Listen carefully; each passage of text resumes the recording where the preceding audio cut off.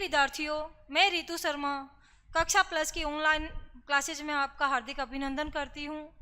आज मेरा टॉपिक है टीचिंग एप्टीट्यूड शैक्षिक अभिवृत्ति, जो कि आपकी आगामी परीक्षाओं में बहुत ही हेल्पफुल क्लास रहने वाली है।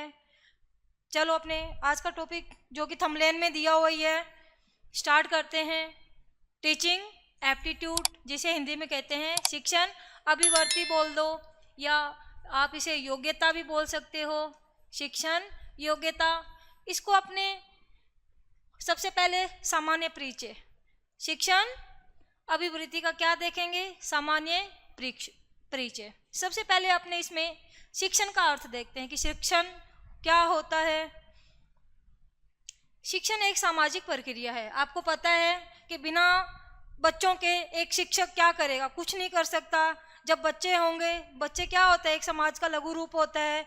उनको ही वो क्या प्रदान करेगा, शिक्षण करेगा, शिक्षण देगा अपना, जिसमें शिक्षक सामाजिक परिवेश में पारस्परिक सहभागिता से अपने ज्ञान, जो भी उसके पास ज्ञान है, जिस सब्जेक्ट का नॉलेज है, जितने भी स्किल्स है, उसके व्यवहार एवं दक्षताओं को छात्रों तक पहुंचाने का क्या करता है, कार्य करता है। आपको पता है भी शिक्षण कौन करवाएगा, एक शिक्षक ही करवाएगा। शिक्षक में जितना भी ज्ञान है, स्किल्स है, क्षमताएं हैं, वो किस तक पहुंचाएगा, अपने विद्यार्थियों तक पहुंचाएगा। शिक्षण कैसी प्रक्रिया है, द्विमुखी प्रक्रिया है। ये कौन कहता है, एडम्स कहता है। एडम्स क्या कहते हैं कि शिक्षण द्विमुखी प्रक्रिया है, शिक्षक और छात्र के बीच में जो भी शिक्षण प्रक्रिया चलती है वो द्विमुखी है, शिक्षक और छात्र के बीच में। ये कौन कहता है, एडम्स कहते हैं। एक तो क्वेश्चन बन सकता है ये कि द्विमुखी शिक्षण को द्विमुखी प्रक्रिया किसने बताया है, शिक्षण को द्विमुखी प्रक्रिया किसने बताया है, किसने बताया भाई, द्विमुखी प्रक्रिया एडम्स ने बताया है। कौन कौन है इसमें, शिक्षक है और शिक्षार्थी। दूसरा कौन है, छात्र या शिक्षार्थी। कौन कहता है द्विमुखी प्रक्रिया, एडम्स कहते हैं कि एक शिक्षण प्रक्रिया है वो द्विमुखी है, शिक्षक और शिक्षार्थी के मध्य में। शिक्षा के प्रमुख 3 ध्रुव है, ये कौन कहते हैं, जॉन ड्यूई। जॉन ड्यूई को एडम्स के विचार सही नहीं लगे और उन्होंने क्या कहा कि शिक्षा द्विध्रुवीय ना होकर 3 त्रिध्रुवीय है, जिसमें 3 ध्रुव है। एक तो शिक्षक, शिक्षार्थी, जैसे कि एडम्स ने बताया था। जॉन ड्यूई ने एक और जोड़ दिया तीसरा, क्या, पाठ्यक्रम या पाठ्य वस्तु। शिक्षक शिक्षार्थी, शिक्षक शिक्षार्थी को क्या पढ़ा रहा है, पाठ्य वस्तु। ये कौन सा हो गया, तीसरा अपना। अतः शिक्षण क्या है, अब एक शिक्षण त्रिध्रुवीय प्रक्रिया है। प्रेजेंट टाइम में जॉन ड्यूई के अनुसार शिक्षण त्रिध्रुवीय प्रक्रिया है, जिसमें शिक्षक, शिक्षार्थी और पाठ्यक्रम शामिल है। तीनों ध्रुवों के मध्य संबंध स्थापित करने की प्रक्रिया ही क्या है, शिक्षण है। अब देखते हैं कि शिक्षण का सामान्य अर्थ क्या होता है भाई, ज्ञान प्रदान करना। शिक्षण का सामान्य अर्थ क्या होता है, ज्ञान प्रदान करना। शिक्षण के 2 अर्थों में ले सकते हैं, एक तो संकुचित अर्थ, एक अपने व्यापक अर्थ। शिक्षण के 2 अर्थ में अपने इसको यूज कर सकते हैं, प्रयोग में ला सकते हैं। व्यापक अर्थ में औपचारिक व अनौपचारिक दोनों प्रकार के साधनों से व्यक्ति जीवन भर क्या करता रहता है, सीखता रहता है। शिक्षण यूं नहीं है कि वो सिर्फ क्लास में बैठ के ही सीखता है, वो औपचारिक और अनौपचारिक दोनों ही साधनों से जीवन पर्यंत सीखता है। औपचारिक जैसे अपने कोई विद्यालय है, शिक्षण संस्थान है, वहाँ बैठ के क्या ले लेना, शिक्षा ग्रहण कर लेना। अनौपचारिक परिवार, मित्र मंडली, अपना समाज, संस्कृति वगैरह से जो भी सीखता है वो क्या चलता है, उसका जीवन भर सीखता है। तो ये क्या हो गया, व्यापक अर्थ हो गया किसका, शिक्षण का। अब अपने संकुचित अर्थ देखो, ऐसा शिक्षण जो निश्चित समय, निश्चित स्थान आदि में प्रदान की जाती है। ठीक है, इसका एक बड़ा उदाहरण अभी मैंने आपको बताया था, क्या, विद्यालय का कक्ष में शिक्षार्थियों को प्रदान किए जाने वाला शिक्षण। तो अपनों ने शिक्षण के दो रूप देखे, एक तो व्यापक रूप पे, एक संकुचित रूप। अब अपने उद्देश्य देखते हैं, शिक्षण के क्या क्या उद्देश्य है भाई। सीखने की प्रक्रिया को कैसा बनाना चाहिए, बालोपयोगी बनाना चाहिए, रुचिकर होना चाहिए शिक्षण, आनंददायी होना चाहिए और व्यवहारिक होना चाहिए, बोधगम्य। उसको क्या करना है, अपने को बनाना है, किसको, शिक्षण को। बच्चे के लिए उपयोगी होना चाहिए, बाल उपयोगी, चाइल्ड सेंटर्ड होना चाहिए अपना शिक्षण। बच्चे को उसमें रुचि आ रही है, आनंद आ रही है, ऐसा अपना क्या होना चाहिए, शिक्षण होना चाहिए। शिक्षण का दूसरा उद्देश्य क्या है, छात्रों की मूल प्रवृत्तियों को सही दिशा देना। मूल प्रवृत्तियां कौन सी होती है, जो उनमें जन्मजात होती है, उनको क्या देना है, अपने को सही डायरेक्शन देना है, उनमें स्वस्थ दृष्टिकोण का विकास करना है, जिससे वे समाज, देश और विश्व के कल्याण में अपनी महत्वपूर्ण भूमिका निभा सके। तीसरा उद्देश्य क्या है शिक्षण का, शिक्षार्थियों को जीवन उपयोगी ज्ञान प्रदान करके उनके व्यक्तित्व, क्षमताओं एवं योग्यताओं तथा कुशलताओं का अधिकतम विकास करना। चौथा उद्देश्य अपना नैतिकता का विकास करना, व्यवहार में उसका क्या करना है, अपने को चेंज करना है, उसकी जो नैतिक सोच है उसको भी क्या करना है, अपने को विकास करना है उसका, और भी सामाजिकता तथा नैतिकता का विकास करना। उसमें विद्यार्थियों को सीखने के लिए और प्रोत्साहित करना है, शिक्षण के द्वारा विद्यार्थियों को सीखने के लिए और प्रोत्साहित करना है। कैसे, उसको फीडबैक देके, कैसे प्रोत्साहित करेंगे, अपने फीडबैक वगैरह देके कि वाह भाई, प्रेरणा देंगे अपने, उसको आत्मविश्वास को जागृत करना है विद्यार्थी में। छात्रों को स्वास्थ्य, स्वच्छता एवं अपने परिवेश के प्रति जागरूक बनाना, ये अपने शिक्षण के क्या है, कुछ एक उद्देश्य हैं। उद्देश्य बहुत सारे हैं, ये बड़े बड़े जो उद्देश्य है वो मैंने आपको यहाँ बताए।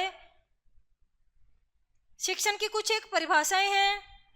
शिक्षण एक प्रकार का पारस्परिक प्रभाव है, जिसका उद्देश्य दूसरे व्यक्ति के व्यवहार में क्या करना है, परिवर्तन लाना है। आगे अपने बार बार ये शब्द, ये सेंटेंस, वाक्य आएगा कि व्यवहार में परिवर्तन करना है, जो सीख रहा है उसके व्यवहार में क्या करना है, परिवर्तन करना है। और ये परिभाषा भी दे दी है, किसने दी है, गेज ने। गेज महोदय क्या कहते हैं कि शिक्षण के द्वारा व्यवहार में परिवर्तन लाना है। शिक्षण सीखने को प्रेरित करने वाली क्रियाओं की एक प्रणाली है स्मिथ। क्या कहते हैं स्मिथ महोदय, सीखने को प्रेरित करने वाली, सीखने को प्रेरित करने वाली, आप तो इसको पकड़ लेना कि सीखने को प्रेरित करने वाली क्रियाओं किसने कहा है, स्मिथ ने कहा है। रायबरन क्या कहते हैं, शिक्षण एक ऐसा संबंध है जो बालक को अपनी शक्तियों के विकास में सहायता प्रदान करता है।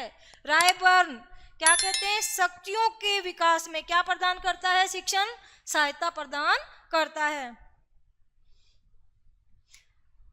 मॉरिसन बहुत इंपॉर्टेंट क्यों परिभाषा है भाई, ये एक परिपक्व व्यक्तित्व जो कि क्या है, पहले से सीखा हुआ है, अच्छा नॉलेज है, अपने ज्ञान पे अच्छी पकड़ है, तथा कम परिपक्व व्यक्ति के मध्य आत्मीय तथा घनिष्ठ संबंध संपर्क है, जिसमें कम परिपक्व को शिक्षा की दिशा की ओर क्या किया जाता है, अग्रसित किया जाता है। H.C. मॉरिसन।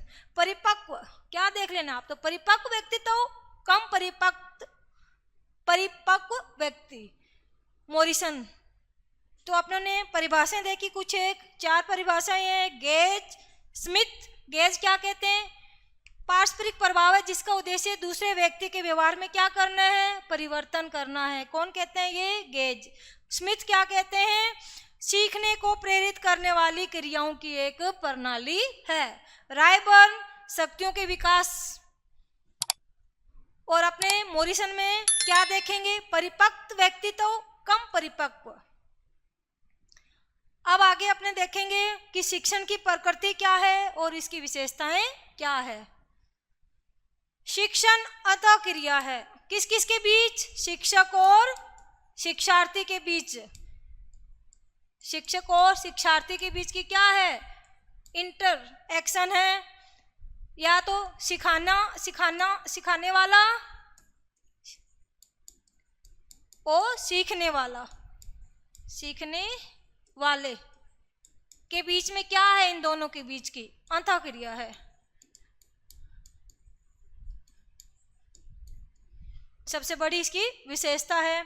शिक्षण जैसे कि त्रिध्रुवीय प्रक्रिया है, कौन कहते हैं ये? जॉन ड्यूवी कहते हैं। शिक्षण एक सतत प्रक्रिया है। अभी आया था कि जन्म से लेकर मृत्यु तक सीखता है व्यक्ति, औपचारिक और अनौपचारिक तरीके से। हर एक चीज का क्या रहता है भाई? उद्देश्य रहता है। तो शिक्षण भी क्या है? एक स्वउद्देश्य प्रणाली है। कोई भी कार्य अपने बिना उद्देश्य के नहीं करते हैं। शिक्षण सीखने का कारण है। शिक्षण क्या है? सीखने का कारण है। Without learning there is no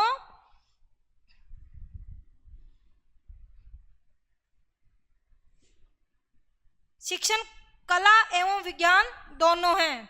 क्या है ये? आर्ट भी है और क्या है? साइंस भी है। तो क्वेश्चन आ जाए कि शिक्षण क्या है? कला है। शिक्षण एक विज्ञान है। शिक्षण कला और विज्ञान दोनों ही है, या शिक्षण कला है और ना ही क्या है? विज्ञान है। दोनों में से कुछ नहीं है। तो अपना आंसर क्या बनेगा कि शिक्षण कला भी है और विज्ञान भी है। ये देखो भाई, व्यवहार में परिवर्तन लाता है। शिक्षण क्या लाता है? अपने व्यवहार में परिवर्तन लाता है। कैसा परिवर्तन लाता है भाई? सकारात्मक परिवर्तन लाता है। शिक्षण अपने को अच्छाई की तरफ लेके जाता है।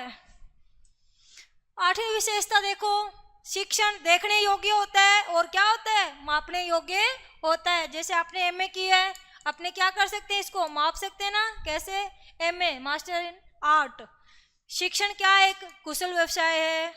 औपचारिक व अनौपचारिक दोनों प्रकार का शिक्षण होता है। औपचारिक किसी शिक्षण संस्थान में या कोई प्रॉपर स्थान पे, और अनौपचारिक कहीं से भी अपनी शिक्षा प्राप्त कर सकते हैं। शिक्षण क्या? चेतन और अचेतन दोनों प्रकार की प्रक्रिया है। शिक्षण अपने एक तो जानबूझकर लेते हैं कि अपने काम आएगी ये चीज़ें। एक अपने पूरे समाज से जीवन भर क्या करते रहते हैं? सीखते रहते हैं किसी न किसी रूप से।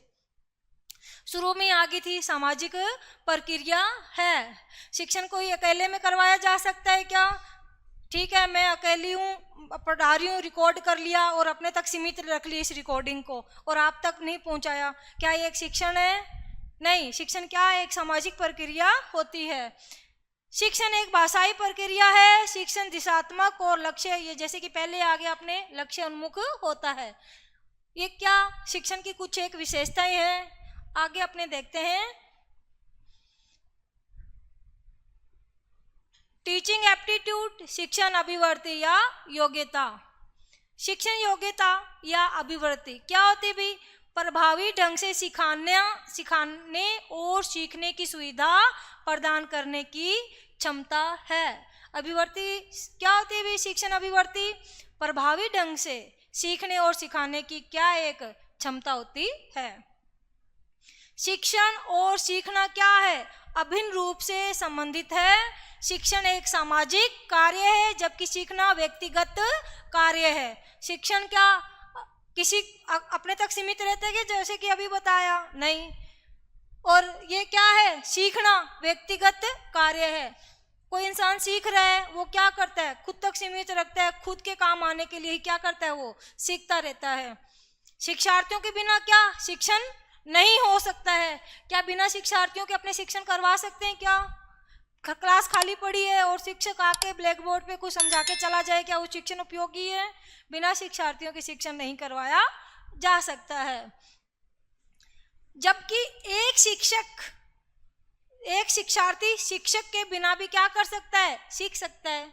अकेला बैठ के कोई क्वेश्चन सोल्व कर लिए, लर्न कर लिया। शिक्षार्थियों के बिना शिक्षक नहीं है, बट शिक्षक के बिना शिक्षार्थी सीख सकता है। अधिगम, जिसे क्या कहते हैं अपने? लर्निंग। इंग्लिश में क्या कह देते हैं? लर्निंग। क्या होता है भाई? अधिगम, जिसको अंग्रेजी में क्या कहते हैं, लर्निंग कहते हैं। अधिगम से अभिप्राय क्या है, अभ्यास या अनुभवों के द्वारा व्यवहार में परिवर्तन लाने की प्रक्रिया से है। अभ्यास, जैसे अभ्यास किया भाई किस चीज का, कि 2 का पहाड़ा अपने को क्या करना है, याद करना है। तो बार बार उसको दोहराओगे तो आपको क्या हो जाएगा, प्रैक्टिस से वो याद हो जाएगा। अनुभव, अनुभव से क्या मतलब है, अच्छे बुरे का अनुभव। एक एग्जाम्पल है अपनी लाइफ से ही, कि जैसे अपने को कोई गरम चीज को टच किया, मोमबत्ती को, छोटे थे, छोटा बच्चा है, मोमबत्ती जल रही है, टच किया तो उसका हाथ जल गया। अगली टाइम जैसे ही देखेगा कि मोमबत्ती जल रही है, क्या वो उसे टच करेगा, नहीं करेगा, क्योंकि उससे क्या अनुभव हुआ था, उसे बुरा अनुभव प्राप्त हुआ था। तो वो क्या सीख गया, उसे अपने व्यवहार से, जो उसने क्या किया था, अनुभव किया था, उसके व्यवहार में क्या आ गया, परिवर्तन। तो अधिगम से अभिप्राय है अभ्यास या किससे, अनुभव के द्वारा व्यवहार में परिवर्तन ही क्या है, अधिगम है। देखो भी अधिगम की परिभाषाएं क्या, देखो ये है अधिगम की परिभाषाएं कुछ एक। वुडवर्थ, सबसे पहले अपने शिक्षण की परिभाषाएं देखी थी 4-1। अब क्या है, वुडवर्थ क्या कहते हैं, नवीन ज्ञान तथा नवीन प्रतिक्रियाओं को अर्जन करने की प्रक्रिया क्या है, वुडवर्थ है। परिभाषा आ जाए कि नवीन ज्ञान और नवीन प्रतिक्रियाओं को करने की ही प्रक्रिया क्या है, अधिगम है। किसने दी ये परिभाषा, वुडवर्थ। क्या देखोगे आप, नवीन ज्ञान और नवीन प्रतिक्रियाओं को आप वहां पे देख लेना, और देखते ही क्या कर दोगे आप, वुडवर्थ। गेट्स व अन्य, एक है स्किनर की। प्रगतिशील व्यवहार व्यवस्थापन की प्रक्रिया को ही क्या कहते हैं, सीखना कहते हैं, स्किनर। प्रगतिशील व्यवहार, प्रगतिशील व्यवहार यानी कि अपने व्यवहार में क्या हो रहा है, उत्तरोत्तर परिवर्तन हो रहा है, वो भी कैसा, सकारात्मक परिवर्तन हो रहा है। कौन कहते हैं, स्किनर। एक तो आप प्रक्रिया देखना, जिसको क्या कहेंगे, प्रोसेस, ठीक है। प्रगतिशील व्यवहार स्किनर, गेट्स व अन्य, अनुभव तथा प्रशिक्षण के द्वारा व्यवहार में क्या परिवर्तन लाना ही क्या है, अनुभव है, सॉरी अधिगम है। गेट्स वे अन्य, प्रशिक्षण कैसा प्रशिक्षण भाई, अनुभव तो मैंने आपको बताया था बच्चे का एग्जाम्पल देके। प्रशिक्षण, जैसे आपको वर्कशॉप पे काम करना है तो आप सबसे पहले क्या लोगे, प्रशिक्षण लोगे। वर्कशॉप पे जाके वहाँ काम करके भी बाइक के पुर्जे वगैरह कैसे खोलते हैं, कोई चीज़ इसमें टायर पंचर वगैरह हो गया तो कैसे निकालेंगे, तो सबसे पहले क्या लेंगे, अपने प्रशिक्षण लेंगे। तो उसके बाद धीरे धीरे आप क्या बन जाओगे, एक अच्छे मोटर मैकेनिक बन जाओगे। और क्या प्रशिक्षण, जैसे अपने बीएड वगैरह करते हैं तो एक टीचर बनने के लिए आपको क्या दिया जाएगा, प्रशिक्षण दिया जाएगा। उस 2 वर्ष का प्रशिक्षण लेने के बाद आपका एक अच्छे टीचर बनने के आप क्या हो जाओगे, लायक हो जाओगे, योग्य हो जाओगे। तो अब देखते हैं अपने अधिगम की विशेषताएं, कि अधिगम की क्या क्या विशेषताएं होती है। आ गया ना भाई, क्या है अधिगम, खोज करना है। किस चीज का खोज करना है, नवीन ज्ञान का। कौन कहते हैं नवीन ज्ञान, आया था ना शुरू में, वुडवर्थ। किसकी परिभाषा थी नवीन ज्ञान की, वुडवर्थ। तो अधिगम क्या करता है, खोज करता है। सर्वांगीण विकास में अधिगम क्या रहता है, सहायक रहता है। अधिगम समायोजन में सहायक होता है। आपने कोई चीज सीखी है तो आप कहीं भी एडजस्ट हो सकते हो, समायोजन हो सकता है आपका। व्यवहार में क्या है बेटा, प्रगतिशील सुधार ही क्या है, अधिगम करता है। उद्देश्य पूर्ण होता है, ये सार्वभौमिक होता है, ये जीवन पर्यंत चलता है, विवेकपूर्ण है। ये नहीं है कि अपने दिमाग ही नहीं है और क्या कर रहे हैं, अधिगम सीख रहे हैं, नहीं, अपने में विवेक है तभी तो कोई नई चीज सीख रहे हैं। अधिगम वातावरण एवं वातावरण के साथ क्रियाशीलता की उपज है। जहाँ जिस समाज में रह रहे हैं, जिस वातावरण में रह रहे हैं, वहाँ पे जो अपने क्या करेंगे, क्रिया करेंगे, तो उससे अपने में क्या प्रकट होगा भाई, अधिगम होगा। ठीक है, तो वातावरण का अपने अधिगम में क्या है, बहुत ही इंपॉर्टेंट रोल रहता है। आगे देखो विशेषताएं, 9 विशेषताएं थी इसकी, किसकी, अधिगम की। खोज करना है, सर्वांगीण विकास में सहायक होता है, समायोजन एडजस्टमेंट करवाता है, प्रगतिशील, उद्देश्यपूर्ण, सार्वभौमिक, जीवन पर्यंत, विवेकपूर्ण। इसको ध्यान रखना बेटा, किसकी उपज है ये, अधिगम वातावरण की है। थॉर्नडाइक ने बेटा सीखने के मुख्य 3 नियम दिए थे। कितने नियम दिए थे? 3। तत्परता का, अभ्यास का, प्रभाव व परिणाम का नियम। थॉर्नडाइक ने सीखने के कितने नियम दिए हैं? 3। कौन कौन से? तत्परता, प्रभाव और अभ्यास का नियम। ठीक है, सबसे पहले देखते हैं अपने तत्परता का नियम। क्या कहते हैं भाई तत्परता का? किसी कार्य को सीखने के लिए तैयार या तत्पर होते हैं तो ही हम उस कार्य को क्या कर लेते हैं? शीघ्रता से सीख लेते हैं। मान लिया किसी को डांस में रुचि है तो वो तैयार है कि मुझे तो डांस सीखना ही सीखना है किसी न किसी हालत में, तो वो उस चीज़ को क्या कर लेता है? जल्दी सीख लेता है। परंतु उसके घर वाले कहते हैं कि तुझे डांस ना सीख के सिलाई बुनाई सीखना है, तो क्या वो सीख जाएगी? उसका बिल्कुल ही मन नहीं है उसको सीखने में। तो जिस तरफ वो तत्पर है उस चीज़ को वो क्या कर लेगा? जल्दी से जल्दी सीख लेगा। इसमें एक एग्जाम्पल दिया जाता है बेटा घोड़े का, कि अपने घोड़े को क्या तालाब के पास ले जाके पानी पिला सकते हैं? वो तत्पर नहीं है, पानी पीने को तैयार नहीं है, क्या वो पानी पी लेगा? पानी कब पिएगा? जब वो तत्पर रहेगा पानी पीने के लिए। अभ्यास का नियम, प्रैक्टिस, रूल ऑफ प्रैक्टिस। रसरी करत करत अभ्यास जड़मती होत सुजान, रसरी आवत जावत शिला पे पड़त निशान। इसके लिए सबसे ये इस पे लागू होता है ये जो मुहावरा है, इसे क्या कहते हैं? उपयोग व अनुपयोग का नियम भी कहते हैं। क्वेश्चन बन सकता है कि थॉर्नडाइक के किस नियम को उपयोग व अनुपयोग का नियम कहते हैं? तो किसको कहते हैं भाई?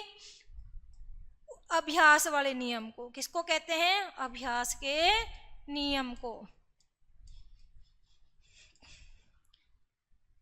उपयोग व अनुपयोग का नियम भी कहते हैं। अभ्यास का नियम का अर्थ है किसी क्रिया को बार बार दोहराने से वो क्या हो जाता है? दृढ़ हो जाता है। और उस अभ्यास को अगर अपने छोड़ देते हैं तो अपने क्या हो जाती है? वो उसके ऊपर पकड़ कम हो जाती है और एक टाइम ऐसा आता है कि अपने उसके बारे में भूल जाते हैं। तो तभी तो आया ना कि उपयोग व अनुपयोग का नियम। सबसे बड़ा उदाहरण देती हूँ कि जब अपने फर्स्ट क्लास सेकंड में थे तो कक्का खक्का सीखते थे, क ख ग ग, और जैसे जैसे बड़े होते गए आज के लेवल तक पहुँचे हैं तो उस पर अपनी पकड़ क्या होगी? अगर वो अपने अभ्यास से छूट गए हैं तो बिल्कुल अपने सीक्वेंस भूल जाएंगे और पूरा उसको नहीं लिख पाएंगे सीक्वेंस से। तो इसको क्या कहते हैं? उपयोग व अनुपयोग का नियम भी कहते हैं। तीसरा नियम है प्रभाव व परिणाम का नियम। कोई भी कार्य करते हैं अगर अपने उससे संतोष होते हैं तो उससे तो अपने को क्या होता है? अच्छा फर्क पड़ता है, अच्छा प्रभाव पड़ता है अपने पे। अगर असंतोष पड़ता है तो क्या होता है? अपने दुखी हो जाते हैं उस चीज़ से। तो ये क्या कहता है? प्रभाव व परिणाम का नियम। इस सिद्धांत को संतोष व असंतोष का नियम, प्रसन्नता या दुख का नियम भी कहते हैं। इस सिद्धांत के अनुसार हम उस कार्य को सीखना चाहेंगे जो हमें क्या देता है? सुख देता है, संतोष देता है या सुखकर होगा, और उसका त्याग करेंगे जो हमारे लिए क्या होगा? असंतोषजनक होगा। तो थॉर्नडाइक ने कितने नियम दिए भाई अधिगम के? 3 दिए हैं। तत्परता का नियम, अभ्यास का नियम और परिणाम का नियम। क्या प्रभाव पड़ता है अपने ऊपर, वो वाला 3 नियम दिए हैं। आगे देखते हैं अधिगम की अवधारणा, कंसेप्ट ऑफ लर्निंग। सामान्य अर्थ में सीखना, सीखना क्या होता है? व्यवहार में परिवर्तन को ही कहते हैं। सीखना किसे कहते हैं? व्यवहार में परिवर्तन को ही कहते हैं। परंतु सभी तरह के व्यवहार में परिवर्तन को सीखना नहीं कहा जाता है। कैसे भैया व्यवहार में परिवर्तन हो सकता है? आप थक गए हो तो आपका व्यवहार क्या हो जाएगा? थोड़ा चेंज हो जाएगा कुछ एक टाइम के लिए। कोई दवा ली है, व्यवहार में क्या होगा? परिवर्तन होगा। बीमारी और आप में मेच्योरिटी आ गई है तो उसको अपने अधिगम नहीं कहेंगे। इन सभी से हो सकता है, किसमें? व्यवहार में परिवर्तन हो सकता है। किन सब से? इन सब से। परंतु ऐसे परिवर्तनों को क्या नहीं कहा जाएगा? अधिगम नहीं कहा जाएगा। तो भैया क्वेश्चन बनेगा अधिगम नहीं है, अधिगम नहीं है किसकी वजह से? दवा, बीमारी, ठीक है, और क्या? ये भी इम्पोर्टेंट है। या शिक्षण।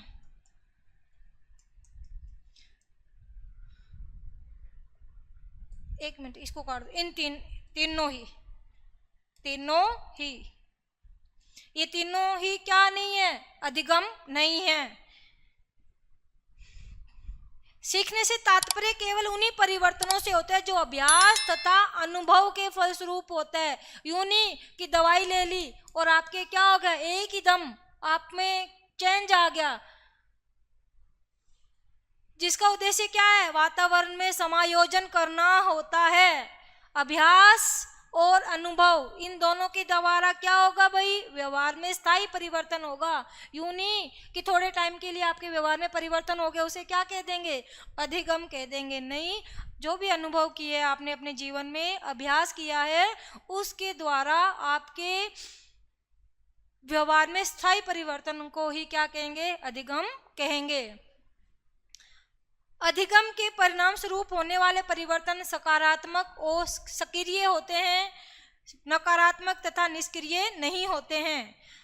अधिगम के द्वारा अपने पास जो भी परिवर्तन होगा वो कैसा होना चाहिए? सकारात्मक होना चाहिए। उसी को क्या कहेंगे? सीखना। यूं नहीं कि आप गलत आदत सीख रहे हो वो अधिगम में आ रहा है, नहीं, वो किस में जाएगा? नकारात्मक तथा निष्क्रिय, और वो क्या कहलाएगा? अधिगम नहीं कहलाएगा।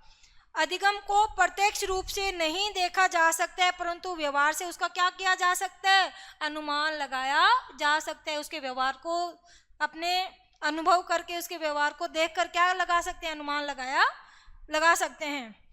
अतः हम निष्कर्ष निकालते हैं कि अधिगम क्या है? ज्ञान, कौशल, अभिवृद्धि तथा मूल्य में अनुभव के द्वारा लाया गया स्थायी परिवर्तन है, और आवश्यक नहीं है कि ये परिवर्तन प्रत्यक्ष व्यवहार में प्रकट हो, कि हाँ वो उसके व्यवहार में प्रत्यक्ष रूप से ये क्या परिवर्तन प्रकट हो, ये कोई जरूरी नहीं है। तो ये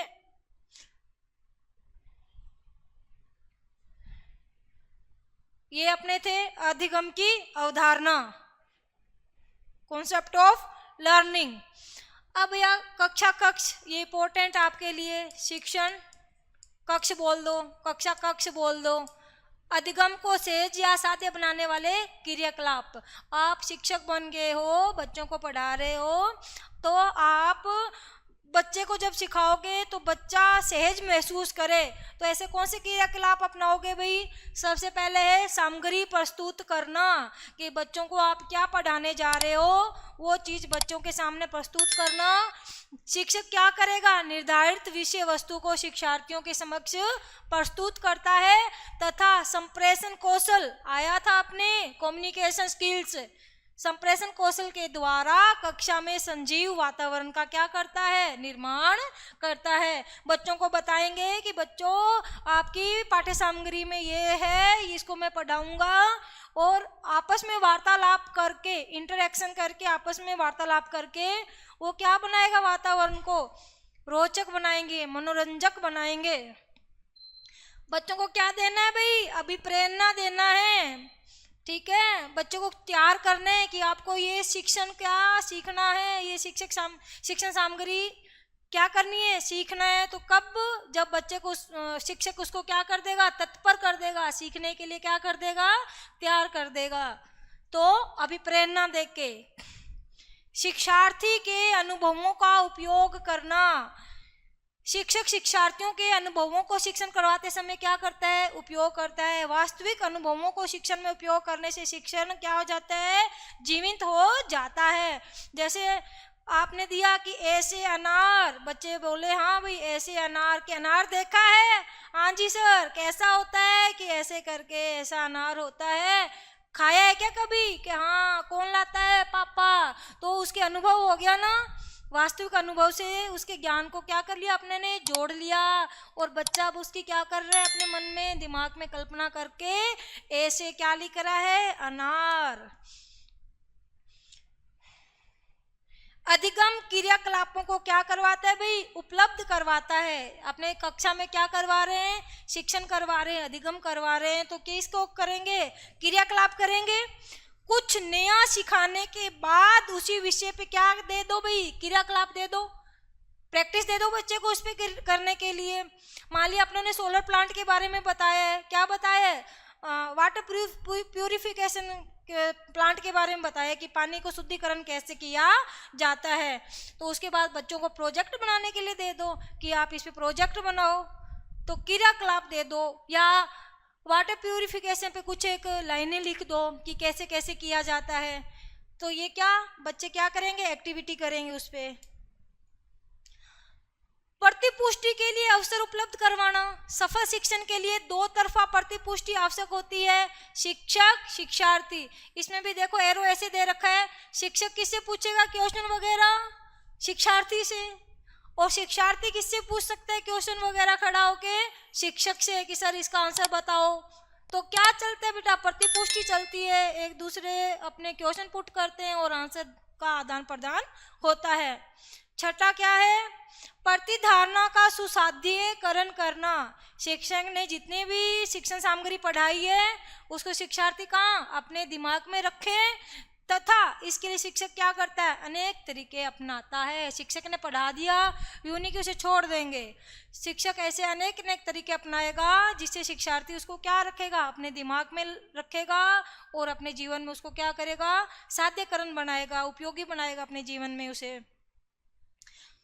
अब देखो भाई, शिक्षण अधिगम के कितने स्तर होते हैं, वेरी वेरी वेरी इंपॉर्टेंट है। 3 स्तर होते हैं। अधिगम प्रक्रिया में कितने स्तर होते हैं, 3 स्तर, 3 लेवल होते हैं भाई। कौन कौन से होते हैं, स्मृति, बोध और विमर्शी स्तर। सबसे पहले देखो भाई स्मृति स्तर, जो कि छोटी क्लासों में करते हैं, बुला बुला के, दोहरा दोहरा के बच्चे को रटा रटा के कंठस्थ करवा देते हैं उस चीज को। तो ये क्या है, शिक्षण का सबसे निम्न स्तर होता है। स्मृति स्तर शिक्षार्थियों के रटने पे केंद्रित है। किस पे केंद्रित है, रटने पे। बच्चा क्या करेगा, रट्टाफिकेशन करेगा। तो इसको क्या कहेंगे, अपने सबसे निम्न स्तर है किसका, शिक्षण का। छात्रों को तथ्यों और सूचनाओं की गहन समझ के बिना ही क्या किया जाता है, पढ़ाया जाता है। ओनली क्या किया जाता है, स्मृति स्तर में बच्चे को रटाया जाता है। ये सबसे निम्न स्तर रहता है भाई। क्वेश्चन आ जाए कि स्मृति स्तर कि शिक्षण या अधिगम में सबसे निम्न स्तर कौन सा रहता है, स्मृति स्तर रहता है।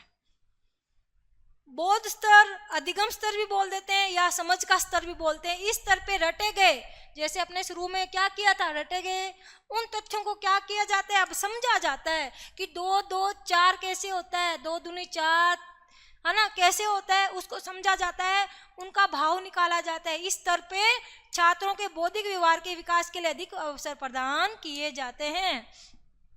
इसमें क्या, शिक्षक विद्यार्थी दोनों ही पाठ के विकास में एक्टिवनेस रहते हैं, सक्रिय रूप से क्या लेते हैं, भाग लेते हैं। जितना शिक्षक एक्टिव रहता है उतना ही कौन रहता है, शिक्षार्थी भी। नए नए प्रश्न पूछ के उसकी जिज्ञासा रहती है कि ये ऐसे है तो ऐसे क्यों हुआ।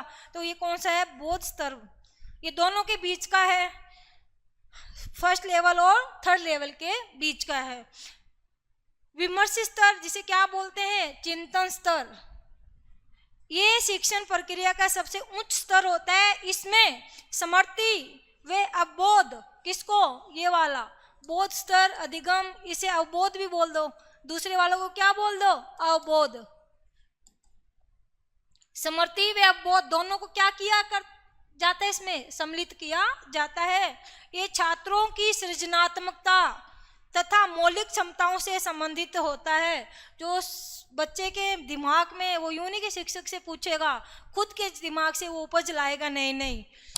इस स्तर पे छात्र चिंतन करता है, खुद ही तार्किक विवेचन करता है, निष्कर्ष निकालता है और समस्या का क्या कर सीख जाता है, समाधान करना सीख जाता है। ये देखो भाई, 3 स्तर हो गए अपने, फर्स्ट स्तर, ये सेकेंड लेवल हो गया, ये थर्ड लेवल हो गया, ठीक है। ये भैया हंट ने दिया था स्मृति वाला, किसने दिया था, हंट ने दिया था। ये मोरिसन ने दिया था बोध वाला, किसने दिया था, मोरिसन ने। और चिंतन वाला दिया था हर्बर्ट ने, किसने दिया था, हर्बर्ट ने।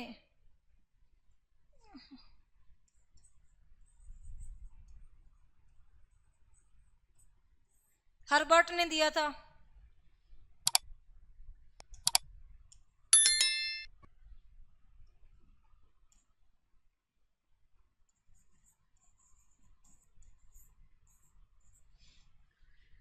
3 स्तर बताए मैंने आपको, कौन कौन से हैं? स्मृति, बोध और विमर्शी, जिसे क्या बोल सकते हैं अपने चिंतन स्तर। ये सबसे निम्न होता है और ये सबसे उच्च स्तर होता है। और इसको मैंने आपको किसने दिया है? फर्स्ट लेवल दिया है हंट ने, फिर किसने दिया भाई? मॉरिसन ने, जो बोध वाला है, बोध स्तर है। और चिंतन का स्तर किसने दिया है? हर्बर्ट ने। प्रिय विद्यार्थियों, जैसे कि आज मैंने आपको टीचिंग एप्टीट्यूड पढ़ाया, अगर आपको ये मेरी क्लास अच्छे तरीके से समझ आई है तो मेरी क्लास में कमेंट करें, अपने दोस्तों के साथ शेयर करें, ताकि वो आपके दोस्त भी मेरी क्लास का ज़्यादा से ज़्यादा फ़ायदा उठा सकें। और मेरे चैनल को सब्सक्राइब करें। आपको अगर इसमें कोई भी कहीं भी चीज़ की कहीं क्वेश्चन में कोई कहीं दिक्कत आई है तो कमेंट करके आप अपनी जिज्ञासा को शांत कर सकते हो, उसका मैं आपको आंसर दे दूंगी। धन्यवाद।